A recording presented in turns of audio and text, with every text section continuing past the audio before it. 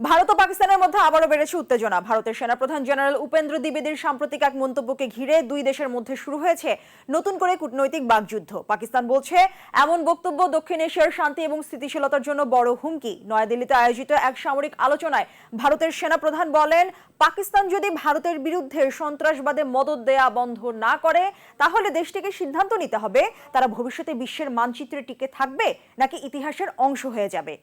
মন্তব্যের পরেই তীব্র প্রতিক্রিয়া জানায় পাকিস্তানের সামরিক বাহিনীর গণমাধ্যম শাখা ISPR। এক বিবৃতিতে সংস্থাটি জানায়, এ ধরনের উগ্র এবং দায়িত্ব জ্ঞানহীন বক্তব্য গোটা অঞ্চলে নতুন করে সংঘাতের ঝুঁকি তৈরি করছে।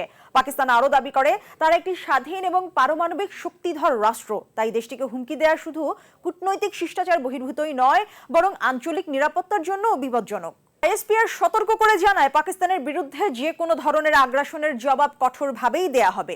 একই সঙ্গে তারা অভিযোগ তোলে, ভারত দীর্ঘদিন ধরে সীমান্তে উত্তেজনা সৃষ্টি এবং আঞ্চলিক অস্থিতিশীলতা বাড়ানোর চেষ্টা করছে।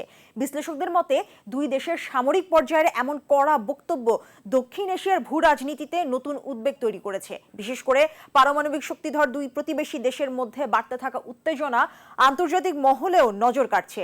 এদিকে পরিস্থিতি নিয়ে এখনো আনুষ্ঠানিকভাবে কোনো প্রতিক্রিয়া জানায়নি আন্তর্জাতিক শক্তিগুলো। তবে কূটনৈতিক মহল মনে করছে উত্তেজনা কমাতে দুই দেশকেই সংযত অবস্থান নিতে হবে।